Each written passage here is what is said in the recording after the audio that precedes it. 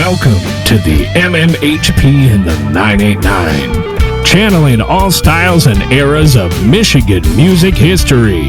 Recorded live from the Michigan Rock Legends Hall of Fame, located inside the Bay County Historical Museum. From the city by the bay. Featuring Dr. J, Fred Reif, Mr. Mike, and your host, Scott Baker.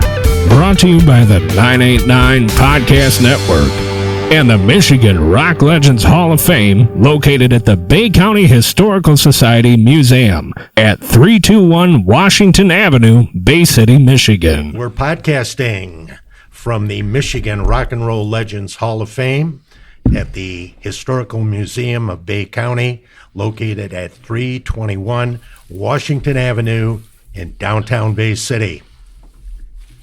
We are here upstairs with the whole gang. Mr. Mike, how you doing? Doing good. All right, Sir Fred, how's it going? Good. I'm doing good. How's that book coming? We haven't had an update in a while. I'm stuck. I'm trying to figure out how Willie Branch became Tyrone Davis. Where did the name come from? We need to get that out to the audience here. Hopefully, I've tried on Facebook, and no one could come up with an answer yet. Because it's such a different name. Completely. I remember you saying something about that recently. Dr. J, you're getting out of town here for a few months. How are you? Right, just about ready to leave for New Jersey. My son Brennan and I are going to work on a new historical video for the museum. It's called Motor City Fever, and it's going to deal with some of the Motor City's early R&B artists, including the Diablos, Andre Williams, Hank Ballard and the Midnighters, Little Willie John, and the Falcons. So excited about putting that together. Wow. Should be ready this summer. Wonderful. Another thing to look forward to. Here. We have a special guest in the house. He's a Bay City resident that's been all around the state, if not more. He'll tell us his story. I don't want to give it all away. But I grew up, this was the first, I saw you, my first concert I ever saw was you playing in the 70s. When my dad, who was your best friend, at St. John's Music Festival. That's right. I remember you. And I was just blown out of the water by the trumpets and saxophones and clarinets. At the time, you were about 3 foot tall. What happened? Now look at you, Scott. Boy, did that come out different in the end there. Hey? Oh, that was an amazing day. I'll never forget the first time hearing live music. It changed everything. That had to be 76, 77 when somewhere around there. We played St. John's a lot. Every year we go to St. John's. There's a fellow over there that kept on it. I can't think of his name. His name was John. I can't. Every year they come around, that festival would come up, he'd get in touch with us and would you play the festival? Naturally, we'd keep that date open, just for that. Because we had such a remarkable time over there, and it really drew a crowd. Those crowds back in the day, I mean, when you had a festival or a polka dance, I mean, you brought people in.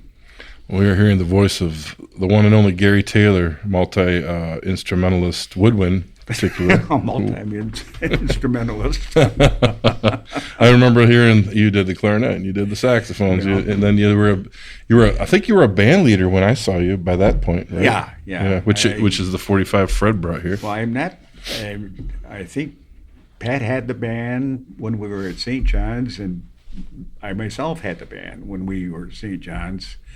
Well, as it was, we started out as the Starliners with Pat Lepeak and the Starliners. Well, we recorded that album with Pat Lepeak and the Starliners. And we were together, I don't know, I can't even think how long, but Pat decided he wanted to be a dentist, so that's what happened. He went back to school to be a dentist, and he took up dentistry, and he moved to Florida, and I took over the band. Everybody looked at me. I said, "Well, okay, I'll take it." That's a good story. So I had the band probably, Scott, maybe about 7-8 years, up until around 80, 81. Then I turned it over to, let it go to Tom Skripjak, a trumpet player that was playing with me at the time, because I had a bow out for different reasons. Well, Gary, take us back to, you grew up in Bay City, right? Yes. Were you in All my Colorado, life. Bay City? Or? Yeah, in the Banks region. The Banks region, yeah. Okay. Well, I started out, I was on Raymond Street when I was a small little tykester. Then from Raymond Street, we moved over to State Street, not State Street, but King Street. We lived there for a while, where I attended St. Mary's School.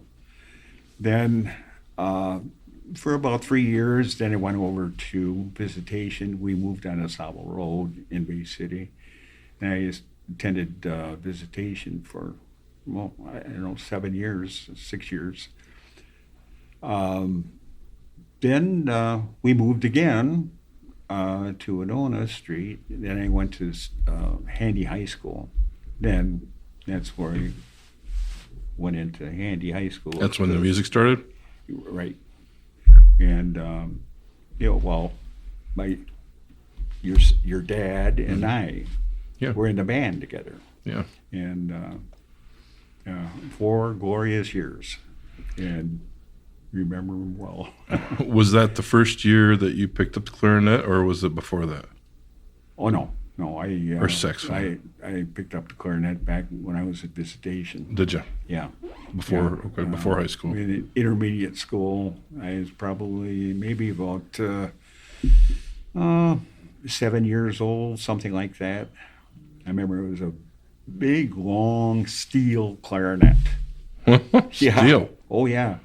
Yeah, Really? a steel clarinet. They made them steel. Was that a rental like it then, or did your mom and dad purchase it? Yeah, Oh. And had that for a while. Then my dad bought me a genuine wood clarinet, and come together in 4 sections. Yep. And I had that and took private lessons. And Private lessons? Yeah. It seemed to be a big thing back then. Oh, yeah. Mm-hmm. And it took one from Jim Bennett over on Henry Street in Bay City. And he was really an accomplished musician. He directed the Saginaw Symphony Orchestra. Yeah. He took me a couple times, and I had a VIP seat right in the front row where he directed the orchestra. And I feel really like a top dog, I tell you. I was just a little young guy, Yeah. But Those were the junior high days there. pardon me? Your junior high days, right? Yes, yes. What did your mom and dad, were they really instrumental in you picking up the instrument? Oh, or how yes. did it come forward Yeah, to you? especially my dad. My dad really was pushing that, and I really had a love for music. I loved music since I was just a little guy. I just loved it. Were you always into polka music? Not always, Gary. I just loved all kinds of music. Not I should say not all kinds, but classical. I liked classical. It sounds funny, a little guy, but I did. I liked classical, and I listened to polkas on Sunday mornings. That's as far as I got with polkas. Okay. But I mean, polkas were polkas. I listened to Stan Javitzky and Chet Kalpinski had a polka show. Right, they were on the radio, Yeah. right? Yeah, I played- WBC. I played softball with Stan Javitsky's son, Richie. Oh, Rich, yeah. I think he used to be on the show. Little Richie or something like that, was he on the show? He was periodically? once in a while. Yes, he was. Yeah. Yeah. I'm kind of curious about when you lived in Banks. How old were you?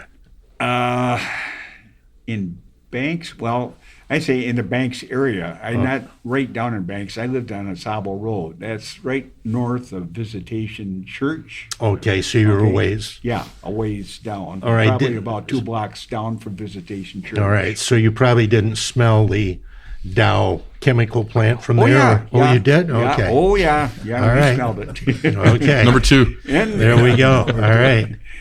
and the sugar plant, too. Oh, well, yeah, you got it from both Had sides. the 2-in-1. Big bonuses. Oh, boy. What a thrill. They didn't have marijuana back then, but boy, we were kids. We had it made. We had it made. We had it right in our lap.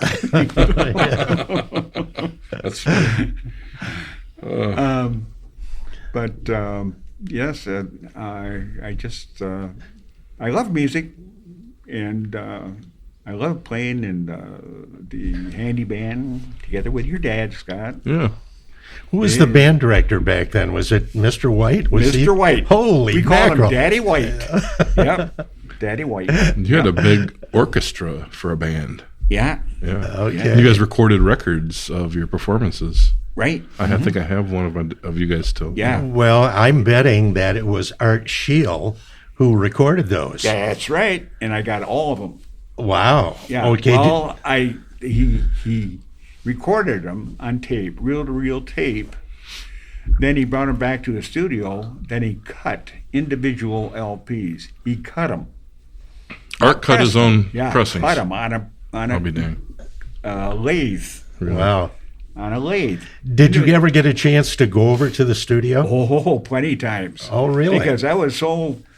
He had a stereo system set up there that would blow you away. I mean, it was a kind of something to play your recordings back on or just listen to things. And this is back when stereo was in its beginning days. Right. Well, he's always been described as an audiophile. Right. And he was. Yeah. At that time, was his recording studio in the basement or was it upstairs? No, it's on the upstairs, and his recording equipment was a big Ampex recorder, big 4-channel.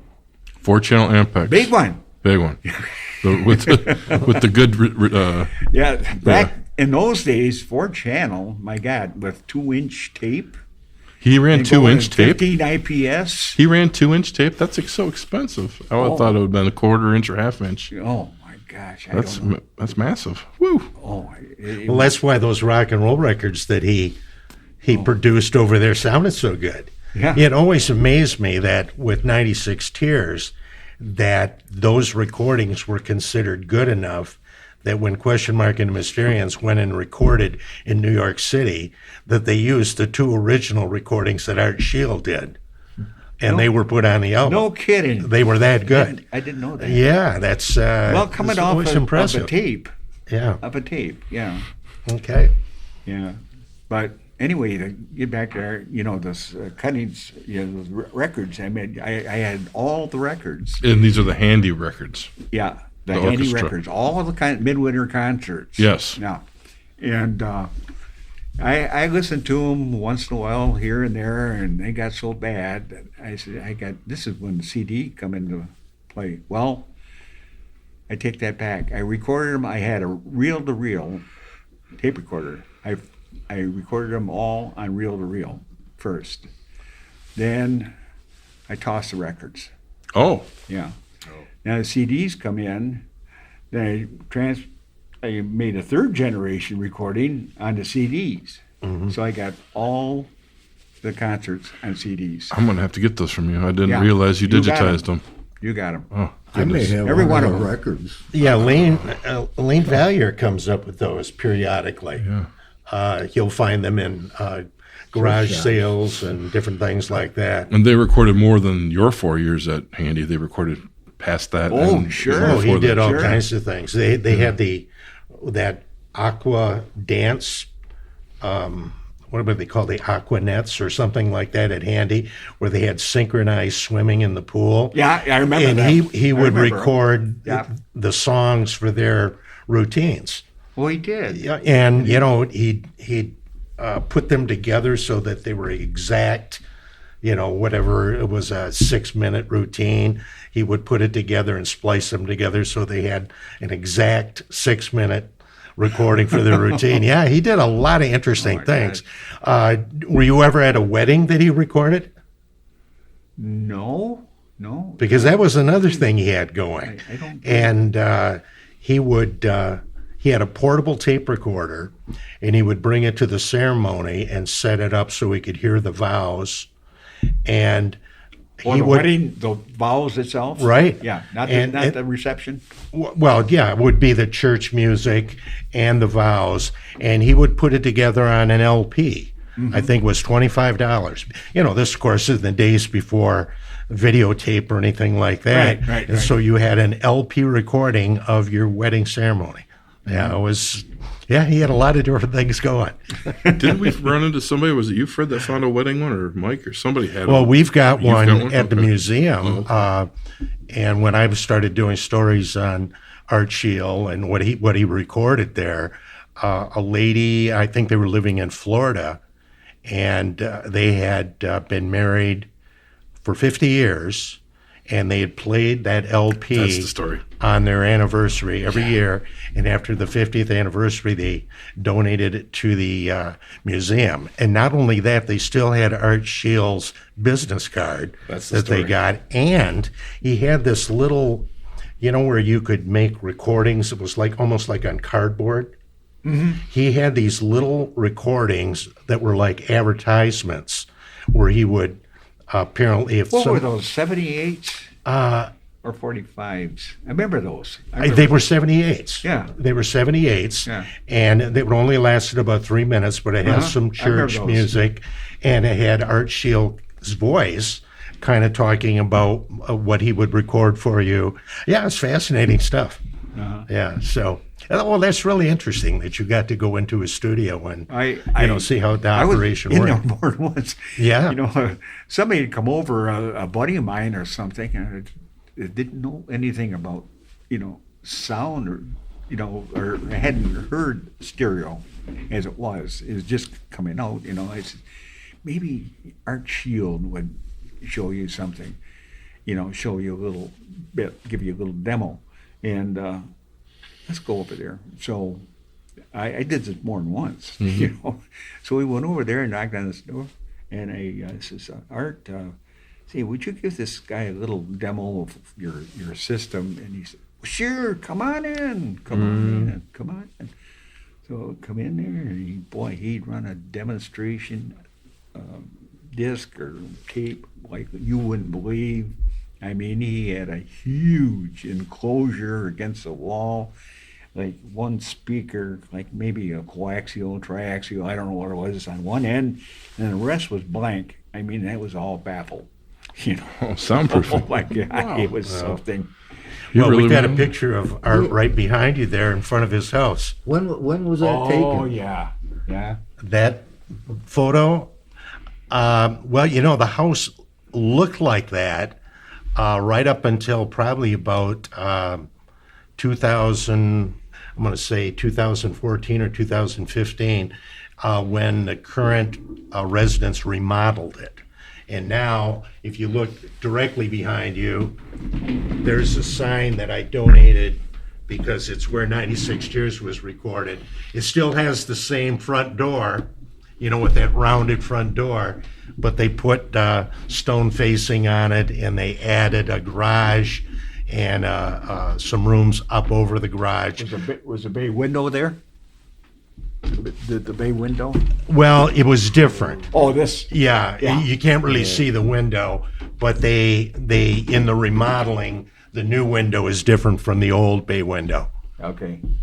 All right. We've also got a picture of the recording studio. We don't have it up there, but it's the only picture I've ever seen of the recording studio with him in the booth Oh, yeah. and his wife And he did a lot of church music, and they were recording some some sacred songs apparently when that picture was taken. But yeah, fascinating stuff. Yeah. Did you know Frank Piplinski at all of Lucky's Record Shop? Yes. Oh, very much. Yeah, Yes. Lucky, Oh, of yeah. course, had some kind of arrangement with Art. Right, and- the 45s, Yeah. you get one free. Well, 10, there, I think right. it was 10 45s, you get one free. Exactly. Yeah. Okay. Did you have one of those cards there Oh, too? all the time. Oh, okay. And my secret little 3x5 card there. You pull me out. What's it going to Okay. be today, Gary? Oh yeah, exactly. All right. I was the same way. Yeah. Lucky put out some 45s, some polka music Yeah. on his own label. I think it was the Lux label. Yes, Right. exactly. And Gene Guizdala, did you know Gene? Yeah. Oh, played with him. Yeah. Yeah, Gene, recorded a whole album with Art Schiell. Probably Grandma's Oberek. Yeah, Yeah. it was, right. I think Gene, he got out there and I think he was one of the first outside of Tommy Reeder to record anything, And Stan recorded something way back. Maybe he was on a 78. I'm not sure. Maybe before my day, but I remember Gene and his Grandma's Oberek. That went wild. Yeah, that was a big hit Oh, for yeah, him, right? that was the big. one he was famous for. I Oh, have two yeah. copies of that one too. Yeah. How about John Lipinski? Oh, yeah.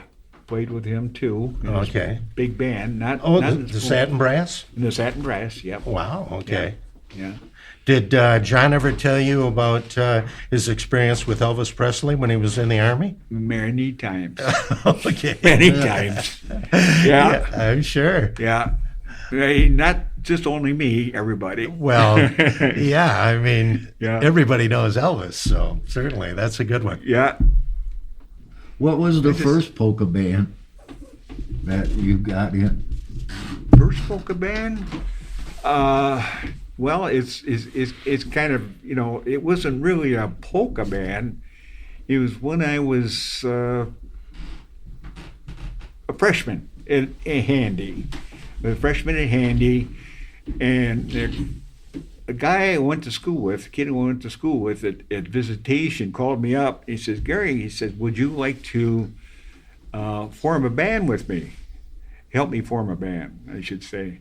And he says, well, what do you got? He says, I play accordion, and I'm getting a drummer. I got a drummer, and if you could get a horn player and a bass player, could you do that? And I happened to think, and I thought of Daryl Smith.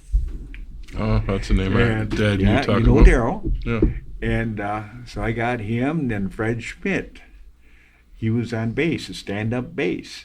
So I asked both those guys, sure. So we got together, and we got together as a combo.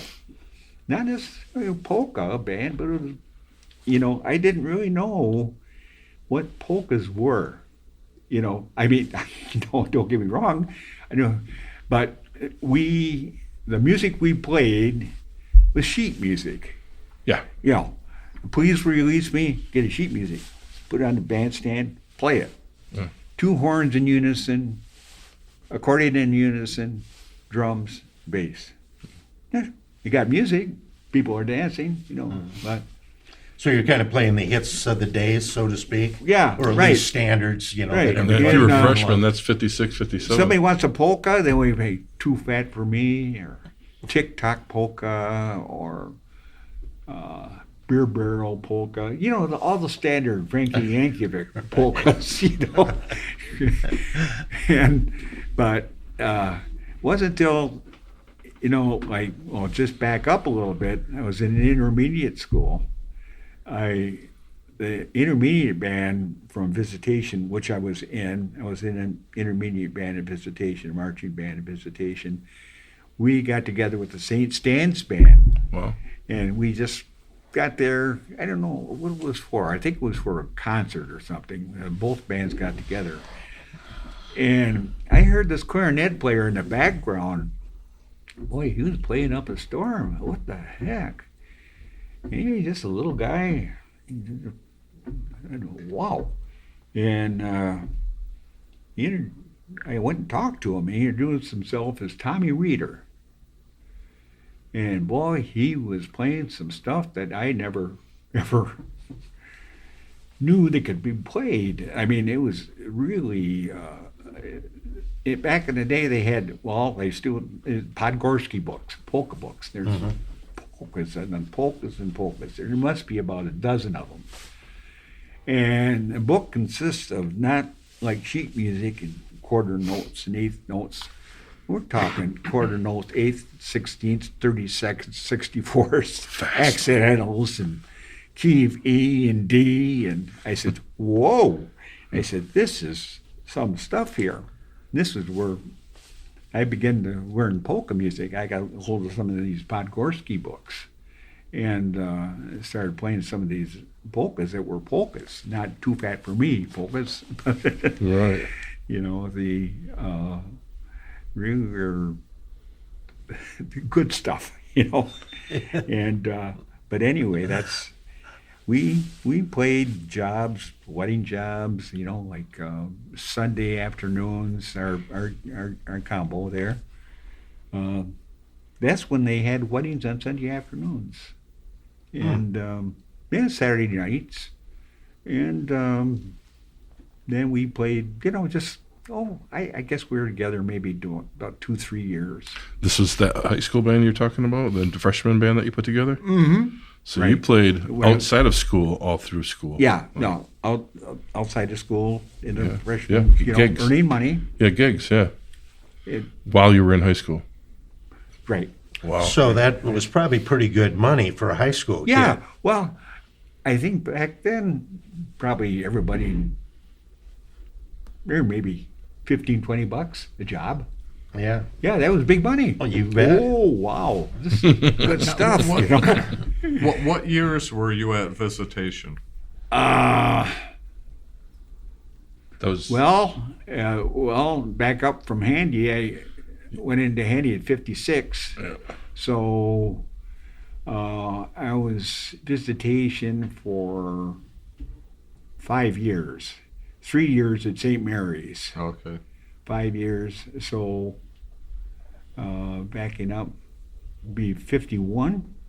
I'd be there in 51 Oh, okay. to 56. Anyway, my great aunt, Sister Peter Valancourt, was the principal of Visitation.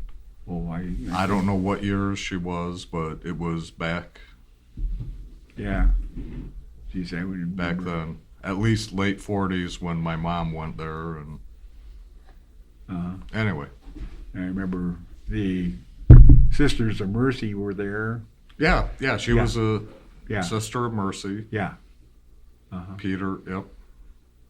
And Sister some of Mary them were We're very merciful, right? pretty No, unmerciful. Yeah, when somebody doing something wrong in back of you, you could hear a yardstick on their desk. Not necessarily on the desk, but there was flesh involved. Yeah. But I don't know. I think maybe the habit had something to do with it because they went around with red faces. You know, I don't know.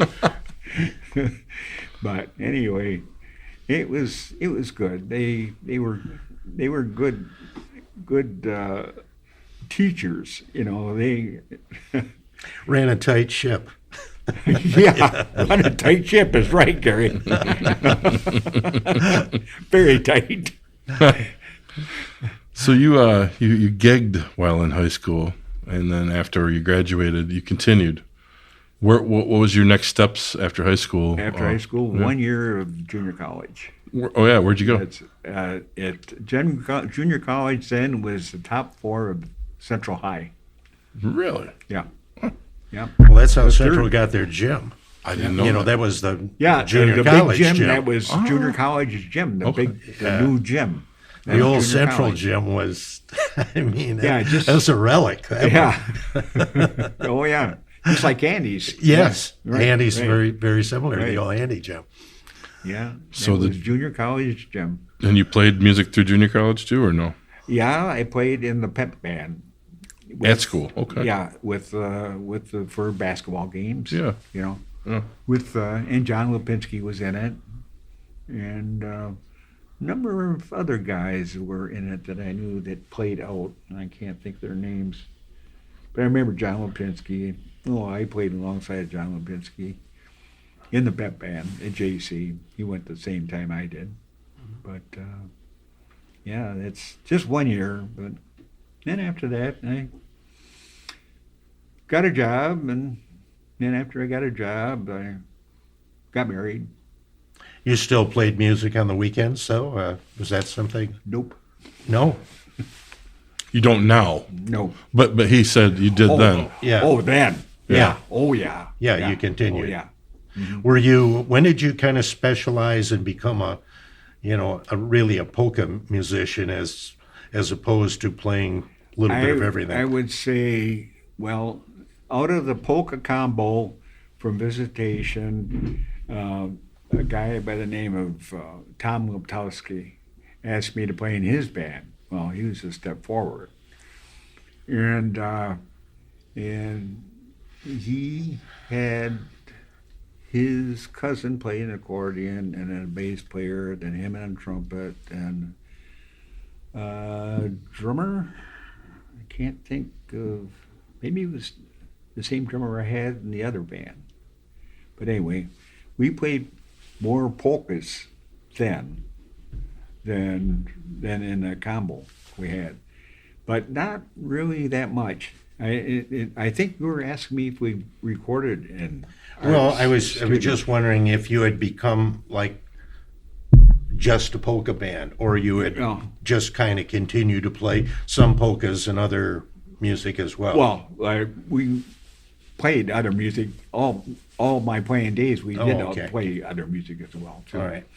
And but we did record in this particular band, in Tom's band, Tom Liptowski's band. We played we recorded in Art Schiell's studio. Oh, wow. We made a little 45. What was the name of that band? Pardon me? What was the name of that band? The name of the band was Polkateers. Polkateers. Okay. So did that come out on one of Frank Piplinski's labels, on the Luck or Golden Triangle label? That was cut. Oh. It was a lathe. Okay. Yeah. So you didn't actually make we the weren't vinyl. big time by any means. So, for our own satisfaction. All right. Yeah, we went there, cut it, and he, recorded it. Oh, no pun on words, I guess. But then he cut it on lathe for every member of the group, and then a few extra for, I guess, maybe parents, grandparents, whatever. And we made that 145. Wow. So that was in the mid 60s, early 60s? Yeah. Early 60s. Yeah. Okay. Yeah. Then after that, when I really got into polka music, Pat Lepeak asked me if I wanted to come into their band. It was known as Casey Grahowski. You remember Casey Grahowski? He played in the Beaver Crump area all around. Well, anybody that heard that Casey Grahowski was going to be playing in a wedding, they got all excited because he had a good polka band. Mm-hmm. Well, in Casey Grahowski's band was Casey Grahowski on clarinet, Floyd Grahowski on drums, Pat Lepeak on trumpet, and Jim Lepeak on accordion. Well, Casey had bowed out, and they were looking for another clarinet player. So Pat come to me, and he knew me through Tom. He knew Tom Liptowski. Mm-hmm. So, not stabbing him through to the back or anything, I don't know. But anyway, I said, heck, I like polka music, and I know just what I was getting into. So I went to play with those guys, and they called themselves the Musical All-Stars. And this is just before this. We joined them. And when Floyd decided to quit, that's when Bill come in, the drummer here. Okay. And then you changed the name of the band? Changed the name of the band. Okay. Pat took it over. it became the Starliners, Okay. right? And we played a number of years with Floyd, and Floyd was really singing Polish. He was a drummer, and he sang Polish. Wow, he could sing Polish. And but anyway, Floyd bought out, and Pat took over. He started singing Polish. Matter of fact, Pat and Jim, both of them, went to Delta to take up Polish, Really? learn Polish. Wow. And he started singing Polish. Delta College had that as a class. Yeah, they had a course. Yeah. Jeez. So that was a real demand thing for polka bands to be able to actually sing in Polish? Oh yeah. Mm-hmm. It still is. Oh, really? Yeah. Okay. Well, yeah, it's kind of fading a little bit, I should say. Well, probably, as that older generation The older that could really generation. appreciate it, yeah. it starts to fade Right. away. Right. Were you hearing this on the radio when this came out? Oh yeah. Okay. Yeah. Much. So you were aware then of all the different kinds of polka music, the Czechoslovakian, the German, Oh, and yeah. the Polish. Mm-hmm. But everybody that you had hang with in the Bay City area was sticking with the Polish idea, That's right. which is Right. our big Right. Well, South you End as thing. a Well, horn some- player, So, like you go to Frankenmuth, and they like the Bavarian, like Bavarian Yeah. style, like German. no horns, So right? like they started out with Marv Herzog. Well, Linda Lee's carrying the torch now. She's got it, and she's playing at the Fisher what do you call Bavarian it? Inn. Fisher Platz at the Bavarian Inn all summer. Okay. Okay. And she's very good. She draws the people in. She's an amazing personality. She's really, really, really a good person. I like Linda. And So you still get out to enjoy some bands periodically? well, I know periodically, this I know you're probably having a little trouble getting around little right now, but trouble getting around, but when I can, I definitely want to. I know there's a little activity going on around, and You still I listen guess- to yourself on the radio too, like definitely. when you put this back out on CD recently. You said it was playing. you Yeah. were playing Oh songs. yeah. On the polka shows. What channels and shows are on right now that feature that? Oh, it's awesome, Scott. Now they're going through internet. Now I don't know anything about Streaming. what's going through Okay. streaming. Yeah. Now what I got set up on my receiver at home, I've got Polka Jammer Network, which broadcasts polkas 24 hours a day, 7 days a week.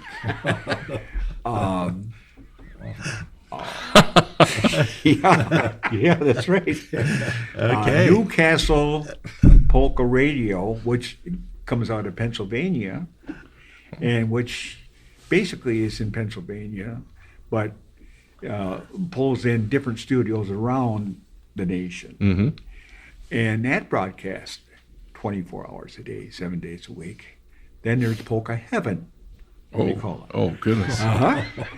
And that Whole other level. broadcasts 24 hours. Should I say it again? 7 days a week. In which Kelly Grahowski is on. I don't know if you know Kelly. Okay. He's had his own band and played around. He's a terrific musician.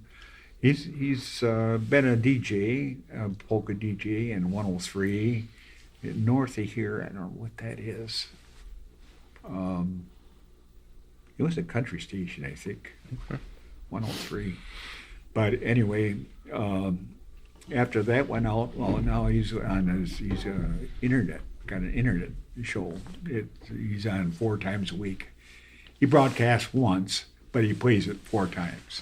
Yeah. Like 1 o'clock in the sunny afternoon. I think it's Tuesday and Thursday and 2 other times. Okay. And I don't know, he changed them a couple times. I can't remember the times, but Isn't there still a local one? I'm not sure. I think no, Steve. Steve Javitsky, right? Doesn't he have a show? I don't know if he has one or not. Okay. Yeah, Yeah, maybe because not. I keep getting notices on Facebook about don't forget to listen Sunday morning. Okay. Oh, okay. So No, who? Steve? yeah, Oh, he has. Oh, I didn't know. Yeah. I I feel bad about this, but I Got out of the loop. Well, you've got those channels that's 24 hours a Polka day, 7 Jammer, days a I week. Polka heaven is a. That's right. You're in Polka heaven. You've really rolled out the barrel on that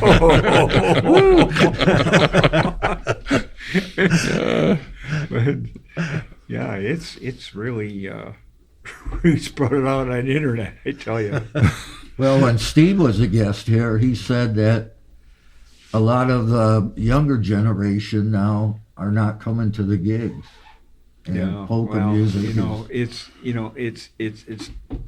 I don't know. I haven't been to dances in a while, but I know that the Dynabrass, a name band that originally come from Detroit. Now I think they're out of Ohio, but they come out with a couple of new songs.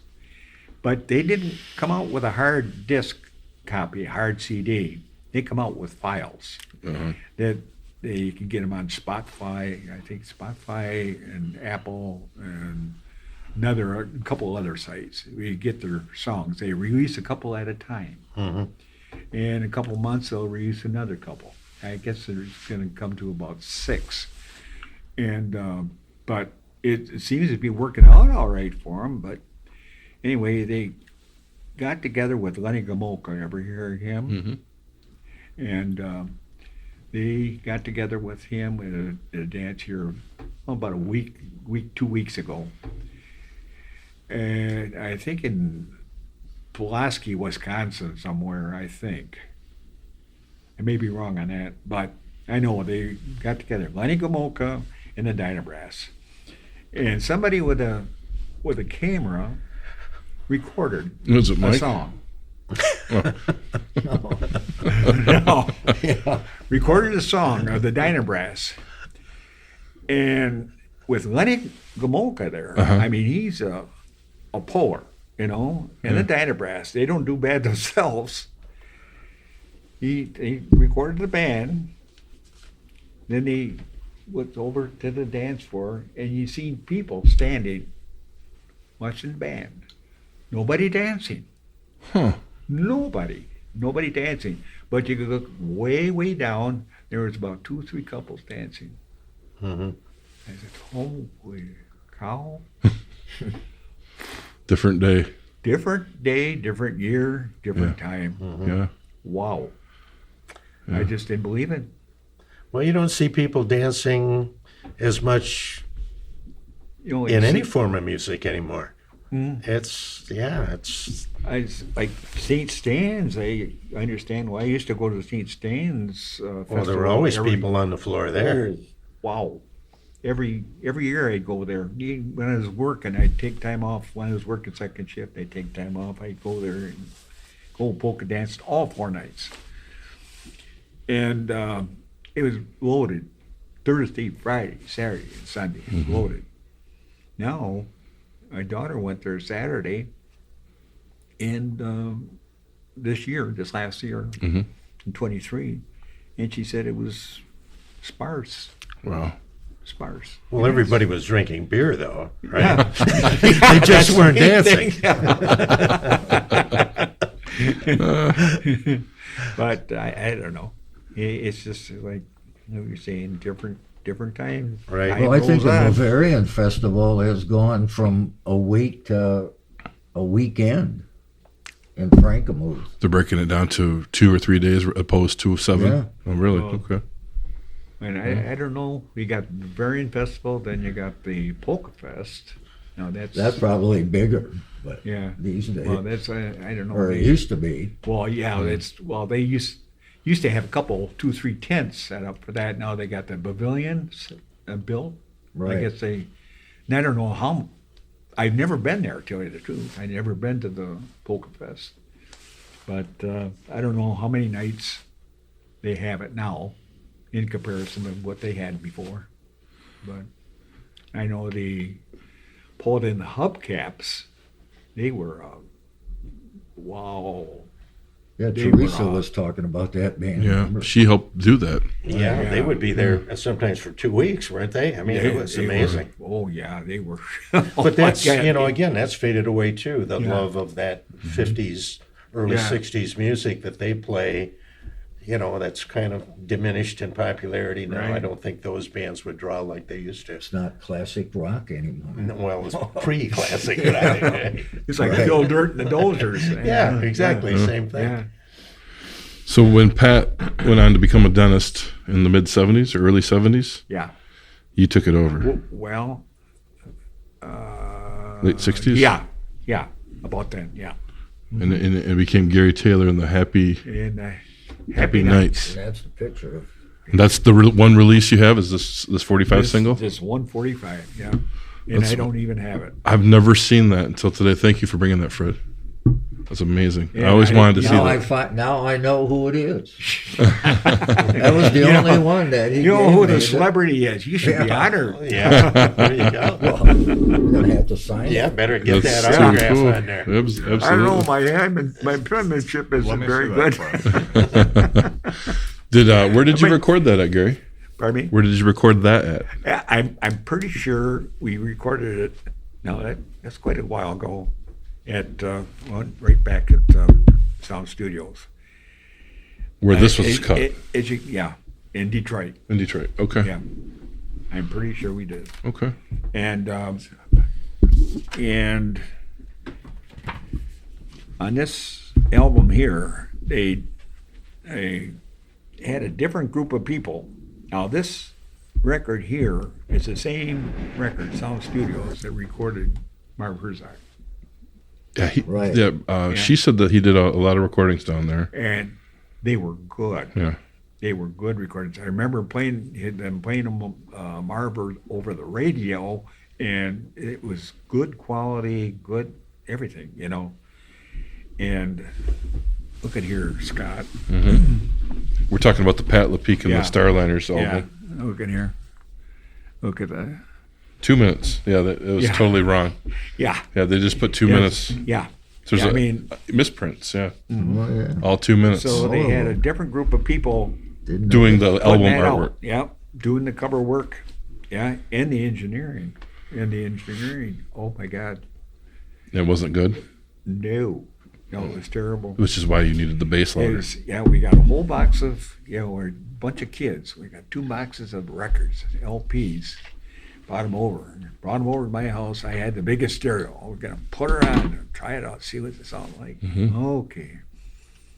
So he took that baby out of the wrapper and put her on the turntable and turned it on. What do we get? This band started playing all on the left. Oh, you told me this story. Nothing on the right. Yeah. Nothing on the right. Band started playing. It was playing. Then the vocals come on. Went over on the right. All vocals. Nothing on the left. Then the band played again. Nothing in the center. It was, oh my God. Oh, and those are the ones that are these ones, or did you destroy those and get a new print? No. They did them over. Not Okay. the cover was, stayed the same. But, Yeah, it's 2 minutes, and they did them over. Yeah. I remember you telling me this. Or there was you had 2 boxes of mis-recorded or vinyl cut records. Yeah. Unbelievable! I forgot about that story. Yeah. Yeah. Wow. So that's a rare one if you got one of those out there. A Pat Lepeak and the Starliners that has Yeah. stereo separation with nothing going down the middle. Oh my God! He's physically hurt. It's just like a ping pong ball is what it was. Oh, Gary, you could tell that was still pissed about this.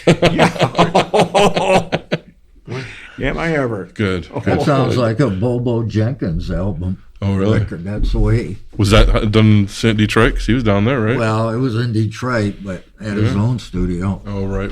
But he would have his voice over on the right and the band coming out of the left speaker. And they weren't together.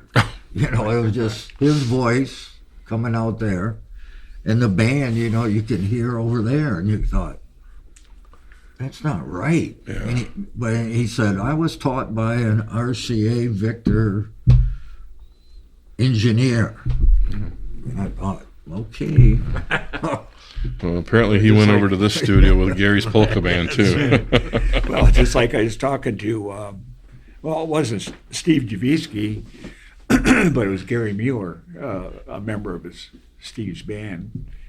And I was talking to him, somehow I got in touch with him. Maybe I called him or I just happened to talk to him, and I congratulated him on the sound of this record to come out. He had put a new LP out. It's, I think, the first LP they put out, and under Steve's name, you know, and it really sounded good. Good bass, good everything, good separation. And I says, where did you have that recorded? He says, well, we did some of it in so-and-so's basement and some of it in so-and-so's basement, and I did a little dubbing myself. And I says, what? I said, how? I said, well, that's the way we put it together. We just kind of cobbled it together. And I said, my gosh. I said, my God, it sounds like it was recorded in RCA studio, if it exists anymore. I don't know. But, Right. I mean, it was, you know, just terrific, you know, the way it sounded, you know, the way it was mastered and balanced and fidelity and everything about it, you know. Mm-hmm. You're a stickler on that. That's one thing I got to learn from you. You like your good sounding records, that's for sure, and the good sounding music. I love that. You know, just there's a lot of serious people that coming out of that era that were like, hey, we're not fooling around. You know, not just throw it down on a vinyl and print it and go. Right. But then when you told me that story about the sound separation, that's incredible. How many of those 45s did you print? I don't think it was that many. It must have been 500 to 1,000. I gotta find one. Yeah, That's too wasn't cool. that Good many. luck. Right? Gary, do you remember where you pressed them? Was it done at? I don't. Probably. I think Jim took care of that. Okay. Yeah, Jim took care of that. So yeah, you recorded it in Detroit. It recorded. Yeah, so it's probably pressed there too. recorded That in makes Detroit, sense. yes. So it must have been recorded in same place that, you know, press the LPs, you know. Did you tour outside of Michigan for Pat Lepeak or yourself, or how far did you get out when you played your shows? Did you go outside of Michigan at all? I think once we went into Wisconsin with Pat, and no, Scott, I think mostly we played just about all of our jobs in Michigan, all around Michigan. Mm-hmm. And Posen was a big thing with us. We played the yearly Posen Potato Festival. And it was Clem Mishek, he always called us up. He was the head of the whole shebang down there. And always called us up and wanted us to play, and we always had a ball. Drew a crowd. Oh my gosh, it was really, really fun down in Bozeman. They still do that down there? Pardon me? Do they still do that down there? Yeah, as far as I know. That was the name that came up, I think. I Both. think Steve played it. Yeah, Steve. Yeah. As far as I know, yeah, they do. Yeah. Yeah. And they know, well, we played 1 year in the pavilion. You know, we played all the years they had a tent. Now they got a pavilion down there. And we played 1 year in the pavilion, or 2 years. Now, that's it. I don't know. And what year we quit playing there, I'm not sure. Years fly. Yeah. So did you ever play? So does memory. Did you ever play in Frankenmuth? Oh, yeah. Oh, okay. Yeah. I was wondering if Polish bands played in. Yeah, not that many times. Not that Okay. many times, no. Because Marv Herzog, was he like the hero of Oh, polka bands? he was the hero. Yeah, he was the big one. He was the big guy in Frankenmuth. Oh, no doubt. Marv was big. Marv was big. How about Frank Yankovic? Well, that's going back a ways. Okay. So that was No, kind of I remember as kids we were dancing around in Phoenix Park or who fooled around in the little skating rink. I don't know what the heck we were doing, running around in Frankie Yankovic doing the Just Because polka. Oh, always like that Just Because polka with Frankie Yankovic. Always like that. So you never played with him or had any performances with him? That was before your time? Yeah. Oh, yeah. Okay. Yeah. Well, I hear Frankie, you know, I heard him, but, you know, it was a kind of a Eastern style type of music, and you like it or you don't. Mm-hmm. It's good. It's good sounding, but it is something I like more of a Chicago style with the horns or the honky style. What did the Czechoslovakian sound do for you? Czechoslovakian, I don't. That was more button box we heard on one of our shows. Button box. Yeah. Yeah, I'm not much into that. They were saying a lot of Owasso area. And, Yeah. and all three would travel down to Hamtramck, but Polish was still the big thing down there. Yeah, Right? Polish is big in Hamtramck. Yeah. You did a lot of shows there? In Hamtramck, we did. We did a couple. We did a couple times down in Hamtramck. Yes. Yeah. Always liked their. Always they had their strawberry festival down there. Mm. If you ever heard of that, in Hamtramck, always played that. Not all the time, but maybe 3-4 times we played down there. When we started the show, you said you wrapped up the Gary Taylor band in 81, 82. Yeah, about 81, 80. Yeah, about 81, I think. Did you do anything after that, or guest appearances, or I limited just, shows? Just rested a bit, and I was doing some playing around with Gene. Played with Gene Wisdella for quite a bit. Oh, you went out again for a little while with Gene? Oh yeah. Played with Gene. Quite a bit. Just gigs, shows. Yeah, some weddings, a lot of festivals, and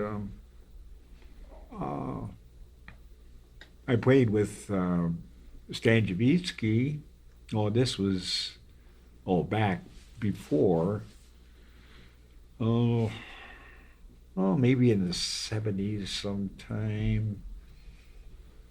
Early 70s, I had it when Stan was playing over the sandbar, and he needed a reed man a couple times. So I played with Stan. Yeah, it was quite an experience.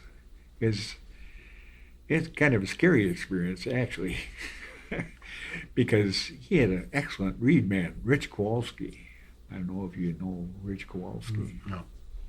I mean, he could breathe in that thing and play. Non-stop, huh? Yeah. Awesome guy. Me, I mean, I was, I was okay. I was good, but not a Rich Kowalski. I did my best. Yeah. And I did the job, but. I wasn't satisfied with myself, Yeah. When was your last shows? Last shows? Last shows? Yeah, that you played. Yeah. Oh gosh. It'd be in the 90s. Oh, okay. You played into the 90s. Yeah. With Jim Lepeak, I played some jobs with. When Jim Lepeak had a job, in some festivals, mainly festivals. I played with Jim. Quite a few jobs. And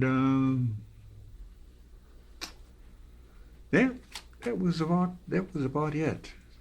After I played with Jim, I more or less just sobered right down to nothing. I just.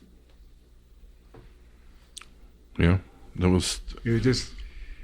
I played and quit, and I took a rest, and I played some jobs with Gene,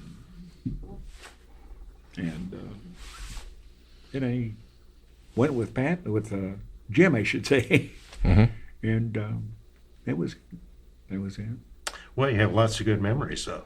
Oh, terrific! Yeah, and that's just nothing like playing with a good, with Polish crowd out there and playing polkas and seeing all the good times being had. You know. Right. You were playing at a good time, Yes. too, when there was a lot of Yes. enthusiasm, which, And I mean, I guess polka is not the case. twisting, and No. oh my God, and the fancy dancers out there, and What was your favorite song to play? favorite song. What lit it up every night for you? Well, I would say my favorite song. I don't want to be. I would say the clarinet polka The clarinet polka. Wow. Okay. because I About like the- to play it. Yeah, that was that was for you. How about the party time polka? Yeah, it's all right. It's something we come Did you up write with. those two songs on the 45? Yeah. You wrote those. Yeah, it doesn't have songwriter Well, credit. Well, yeah, Rose- yes, I it didn't get a does. chance to look at it yet. Yeah, but- right Oh, up on there it top. does. Oh, the Well, it says party time. It's got party time. Lepeak. Yeah, party time. Jim wrote. Yeah, and then The happy time. Bill Bellina. There was another number we just pasted the happy nights, I should say. We pasted the happy nights title on there, Happy Nights Polka, and it was another instrumental. It's an instrumental that You played saxophone too, though. yes, played clarinet, tenor sax, alto sax. I remember that at the show that Yeah. you said, "I'm not just going to play that, Scott." And then, of course, Dad had to pull out the clarinet at In home. fact, that old tenor is still up in the rafters in the garage. Well, keep me in mind. Yep, I love those old tenors. yep. My daughter's got my dad's clarinet now, and we have it up playing. She started playing it this year, last yeah? year. Yeah. What kind of a clarinet? What do you have? Selmer. A Selmer. Yep. It's Yeah. that orange case Selmer. I went and had it repadded, and she's just loves playing saxophone. So she's like, I want to play Grandpa's clarinet, and she's doing it. She just learns. She's got a bass. She plays bass at home. Well, I got a nice Selmer American sax, good shape, and all it needs is a good repadding.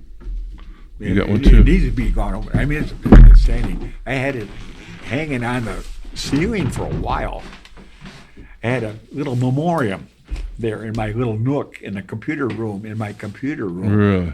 with my records up there and a few notes and G clefs, and sax hanging down from a planer hook, and Your studio.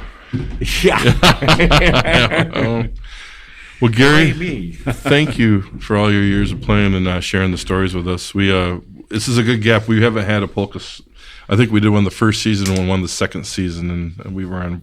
You'll be out here in the fifth season and probably with this. So, thank you for bringing your stories and sharing them with us. Well, Yeah, it my was great, pleasure, Gary. Scott. Thank My you. pleasure. It's really nice meeting you also. Thank you. On behalf of our hosts, this podcast wouldn't be here without generosity of the Bay City Historical Museum, which hosts the Rock and Roll Legends Hall of Fame. We'd also like to thank all of our guests and especially to the listeners. The MMHP is found at 989.network or where all podcasts can be found.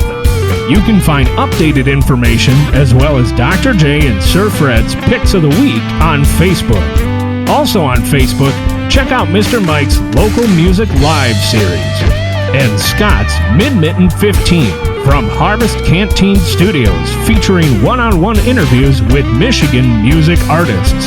You can connect with Scott on the web at scottbakermusic.com, Dr. J at michiganrockandrolllegends.com, Sir Fred at fredrife.com, and Mr. Mike on YouTube as Mr. BT1. That's MRBTEE and the number 1.